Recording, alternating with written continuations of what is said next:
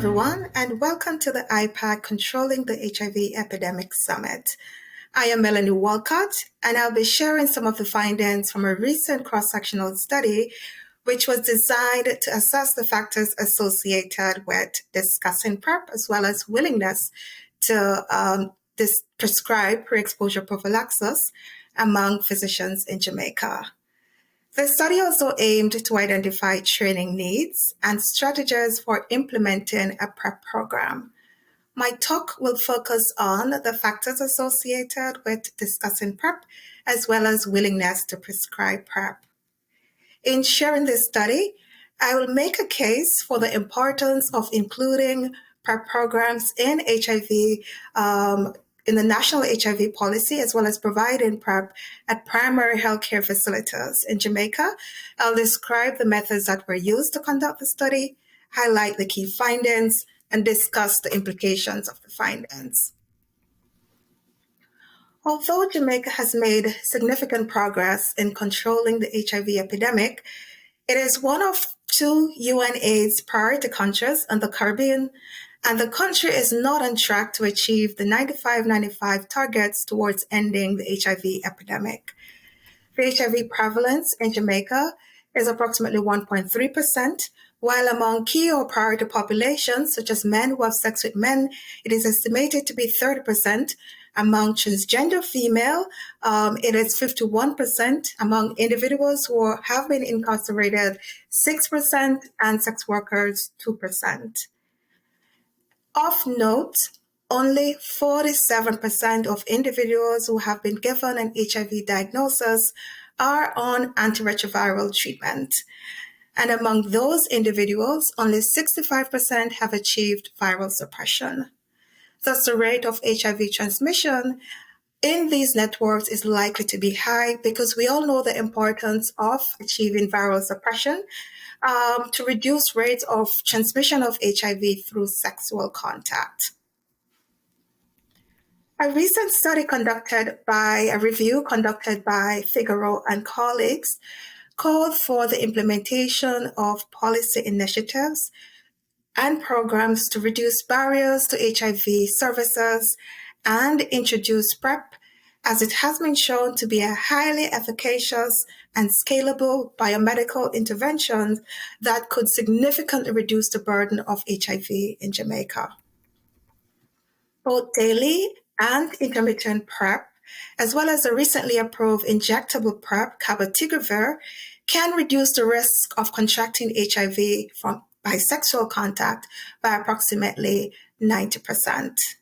However, while the Ministry of Health and Wellness in Jamaica has endorsed the implementation of PrEP programs for high-risk populations, PrEP is not yet included in the National HIV Prevention Plan. This is likely to be due to costs. We all know that PrEP programs are very expensive. Free healthcare is available to Jamaican citizens at government-operated facilities. So you could understand how this would increase the financial burden of healthcare facilities, and the system is already stretched thin. PrEP is available at private facilities, and usually these facilities are very expensive. So we could see why individuals who are most vulnerable or those who need or could benefit from PrEP the most would not have access. We know from the literature that PrEP providers are gatekeepers to PrEP. Their knowledge, their beliefs, their attitudes, and their practice can directly or indirectly affect messaging around PrEP and ultimately uptake of PrEP. Discussing PrEP with clients is critical for raising awareness, as well as providing crucial information to help individuals make informed decisions as to whether or not PrEP is right for them. We know from the literature there's often a disconnect between perceived risk and actual HIV risk, and of course making decisions considering the pros and the cons of PrEP. This is where a provider can prove to be very effective. Factors such as provider comfort and skills in performing PrEP-related clinical functions, including sexual risk assessment, the PrEP purview paradox, which is a lack of consensus as to who should be responsible for prescribing PrEP, the HIV specialist versus primary care providers. Other factors such as concerns about side effects, risk compensation, stigma, discrimination, and homophobia have all been shown to influence PrEP prescribing among providers. Identifying individuals who are potentially eligible for PrEP requires clinicians to ask their clients about their sexual behaviors and sexual history, and this can be a source of discomfort for both the patients and the providers. A number of studies have shown that providers are not comfortable conducting sexual risk assessment due to factors such as homophobia, inadequate training, and lack of cultural competence.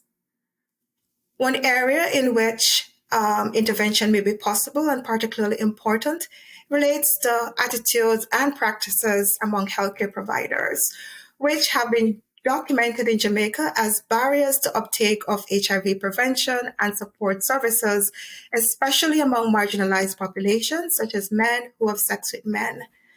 Studies have shown that men who have sex with men in Jamaica are hesitant to disclose their sexual orientation with their providers due to stigma associated with same sexual behaviors.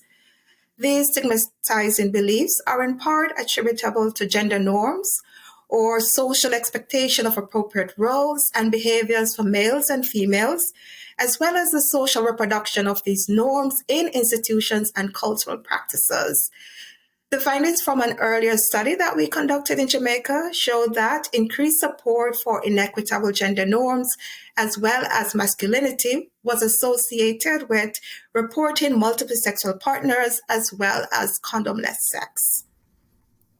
MS, men who have sex with men often experience social stigmatization, homophobia, criminalization of same-sexual behaviors, and therefore you could understand that these multiple stigmas will influence whether or not they will engage in or use HIV prevention services. These experiences may also discourage long-term relationships and encourage anonymous and often condomless sex. Of note, approximately 50% of men who have sex with men reported having sex with females as well in Jamaica. This underscores a key pathway to the epidemiological bridging between men who have sex with men and the general population. This perhaps helps us to understand why we're seeing both concentrated and generalized HIV epidemics in Jamaica. The literature on PrEP awareness, beliefs, attitudes, and practices among healthcare providers is sparse. And to address this gap, we conducted a national cross-sectional web-based anonymous survey among providers. We framed our inquiry within the socio-ecological framework, which highlights the importance of considering multiple levels of influence, be it the individual, the interpersonal, at the institutional, the community, or the societal level. We don't live in a vacuum, and there are always multiple factors that shapes the context in which we live and ultimately the behaviors in which we engage in. So we need to consider these multiple levels of influence when we are designing research studies, as well as designing interventions and implementing programs to change behaviors. So in conducting our study, we recruited a sample of healthcare providers who are licensed to practice and authorized to prescribe medications in Jamaica. So essentially, these were all physicians. We used a registry of providers at the Medical Council of Jamaica and the Medical Association of Jamaica. Providers or participants who were eligible for this study were 18 years of age or older, and of course worked in any of the following practices: internal medicine, pediatrics, family medicine, obstetrics and gynecology, general practice, as well as infectious disease. The survey focused or assessed questions pertaining to PrEP knowledge, attitudes, perceived comfort in performing PrEP-related clinical tasks, HIV-related stigma and discrimination in healthcare facilities, homophobia, HIV stigma among individuals who are living with HIV, and socio-demographic factors. To the extent possible, we use validated scales and adopted items that were used in the literature so that we could compare our findings to that of other studies. Our outcome measures discussed PrEP with clients was measured or assessed by asking, have you discussed PrEP with your patients in the past 12 months? This was yes, no were the options. While willingness or intentions to prescribe PrEP was measured by asking, would you be willing to prescribe PrEP if your healthcare facility started offering PrEP? This too was also, the options were yes, no. The survey was pre-tested among individuals in Jamaica before it was adopted for use in our study. And we collected the data in fall of 2021. The survey took approximately 30 to 45 minutes to complete. Participants were not given a direct incentive for taking part in the study. However, upon completion of the survey, they were directed to a separate page where they had the option to participate in a raffle for $100 US.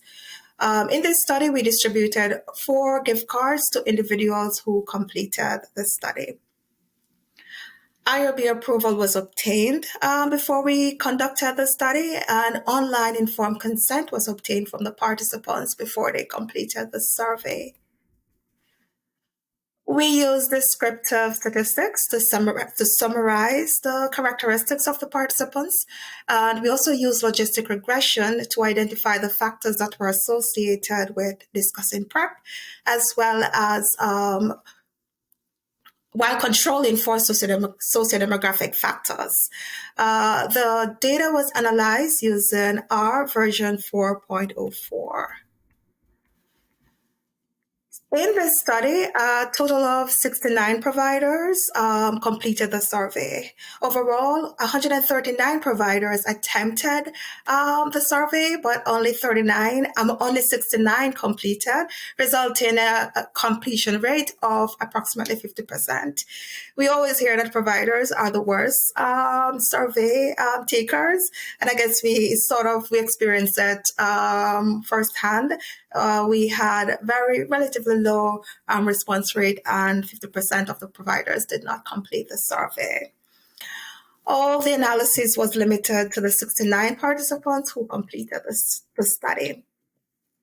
The mean age of the participants was 46 years, 63% were females, and 83% reported or self-identified as Christians. The majority had trained in Jamaica, and 62% reported that they had no formal training in HIV or STI prevention. The commonly reported areas of specialization were general practice, which was about 38%, followed by obstetrics and gynecology, 17%. Only one of the physicians reported working in infectious diseases. And 45% reported that they practice in government-based facilities, whereas the others worked in private facilities or owned and managed their own practice. So overall, we found that PrEP knowledge was low. PrEP attitude and perceived comfort in performing clinical activities were moderate. And only 4% of the physicians reported that they had prescribed PrEP in the past 12 months, and 17% had discussed PrEP. However, most of the participants, 88%, reported that they would be willing to prescribe PrEP if their facility started offering it. And none of the participants reported that they were not willing to prescribe PrEP. They just mentioned that they were unsure. So I should have mentioned that a definition was provided about our brief overview of what PrEP is before we assess willingness to prescribe PrEP. Given the small sample size, we constructed 3 separate logistic models in an effort to make sense of the data. So we first constructed an unadjusted model and 2 adjusted models to assess the association or assess the factors that were associated with discussing PrEP with clients in the past 12 months. In Model 1, all the factors that had a p-value of less than 0.2 were added to the second model. All the factors in Model 2 with a p-value of 0.1 or less were then used to build the final model. In Model 2, which included religion, observed stigma at healthcare facilities, HIV stigma among individuals who are living with HIV, homophobia, knowledge, attitude, and comfort in prescribing or performing PrEP-related activities, the magnitude of the association that was observed in Model 1 was threatened, and the direction of the association persisted. However, only religion and homophobia remained statistically significant. These factors persisted in the final model. In addition, healthcare facility policy, which was statistically non-significant in models 1 and 2, became significant. Overall, our findings show that providers who identified as Christians and had higher levels of self-reported homophobia were less likely to report discussing PrEP with their clients in the past 12 months. In addition, higher policy score at healthcare facility, which is a measure of facilities that had policies and procedures in place to reduce stigma and discrimination, was associated with increased odds of discussing PrEP with their clients. To the best of our knowledge, this is the first study to assess PrEP knowledge, attitudes, and practices among providers in Jamaica. The findings show that although PrEP knowledge and PrEP prescribing was low, most of the participants were willing to prescribe PrEP if they were educated about it or if they were told or if we build their capacity to be able to carry out the clinical functions of PrEP, for providing PrEP. In addition, attitude towards PrEP and comfort in performing PrEP-related tasks are encouraging and suggest that providers would be willing to support a PrEP program in Jamaica. The findings suggest that the PrEP purview paradox, as described by Krakauer and colleagues, is not likely to undermine a PrEP program in Jamaica, as almost all our physicians were non-HIV specialists. Calabrese and colleagues suggest that routinizing PrEP in primary healthcare facilities is essential to improve PrEP, as to ensure improved access to PrEP as well as equitable access to PrEP. The authors highlighted 4 benefits for providing or integrating PrEP in primary care. 1, it significantly reduces the risk of missing potential individuals who are eligible for PrEP, and we can all relate to that. It also reduces stigma associated with PrEP uptake among eligible participants or individuals. It facilitates patient-centered care, and it also promotes awareness of PrEP. It's one way to inform individuals about PrEP and the benefits of PrEP. So it promotes awareness, especially among individuals who could benefit the most, such as men who have sex with men, transgender women, sex workers, and as well as the general population. I strongly support these authors' recommendation or the approach of our integrating PrEP, and especially given the HIV epidemiological profile in Jamaica and the factors that undermine uptake of HIV prevention services, and especially among marginalized population. I think it is imperative that the Ministry of Health prioritize the implementation of PrEP programs in a national HIV prevention strategy to control the HIV epidemic. Although PrEP programs are expensive, I believe costs should not be a deterrent as treatment is provided when individuals are diagnosed with HIV.